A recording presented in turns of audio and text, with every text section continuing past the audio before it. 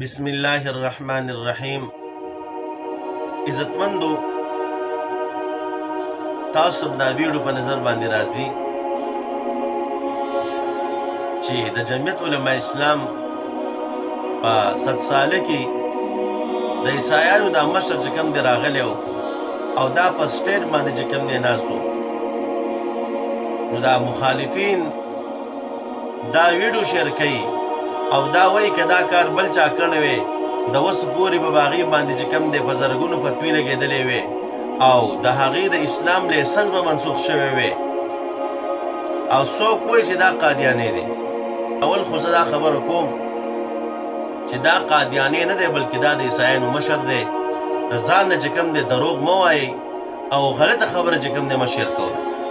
دویم نمبر خبره دا ده چې د پاکستان په آئین کې دا منع نه دي چې یو عیسائی دی یا مثال طور باندې هغه شیعه دی یا بل څوک دی چې هغه په سیاست کې چې کوم دی حصه واخلي په یو جماعت کې شامل شي. دا د پاکستان په آئین کې منع نه دي، ځکه چې څوک په پاکستان کې اوسیږي په حیثیت د پاکستان چې کوم دی د شهري باندې، نو دا د پاکستان په آئین کې هم چې کوم دی د دیو حق شته او د دیو حصه شته. نو دغه رنګ چې دیو په پاکستان کې اوسېږي د پاکستان شهري دي، نو دیو هم په سیاست کې حصه اخیستی شي. دا د پاکستان په آئین کې شته، دا د پاکستان د آئین مخالفت نه دی. یا به تاسو صحیح یئ او یا به د پاکستان آئین صحیح وي. او بله خبره دا ده چې کوم قادیانان دي نو د پاکستان په آئین کې د هغوی هېڅ حصه نشته دی. د مولانا فضل الرحمن صاحب د پلار د مفتی محمود رحم الله او د نور علماو د برکت نه قادیانان د پاکستان په آئین کې کافران قرار شوي دي.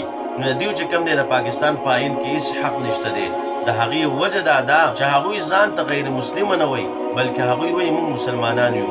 هر چې عیسائی دی یا چې کوم دی شیعه دی بل دی، نو دیو ځان د مسلمانان نه وایي، دیو چې کوم دی ځان اقلیت او ځان غیر مسلم حسابوي. نو په دغه لحاظ سره چې کوم دی د پاکستان په آئین کې چې کوم دی دیو حق هم شته او دیو په سیاست کې سم اخیستی شي. نو دې خلکو چې کوم دی د اعتراض بې ځای دی، د اعتراض یې غلط دی.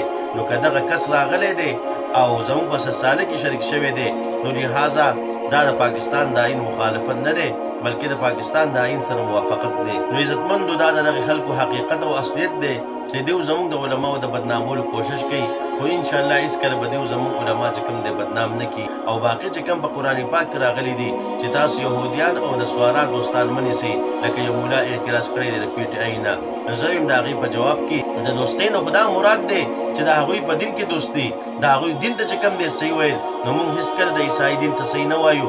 د عیسائی دین چې کوم دی هغه صحیح نه دی، دا په خپل دین کې په غلطه باندې روان دی. او هر چې کوم دی یو سیاسي خبره شوه، نو په سیاست کې ما تاسو ته مخکې ویل د پاکستان په آئین کې د هغوی حق شته او دوی چې کوم دی په سیاست کې حصه اخیستی شي او بل هغوی ځان چې کوم دی مسلمانان نه حسابوي بلکې ځان غیر مسلم حسابوي. نو په دغه لحاظ سره هغوی په سیاست کې حصه اخیستی شي. نو الله رب العزت زموږ د علماو سره مینه محبت پیدا کړي. وما علینا الا البلاغ.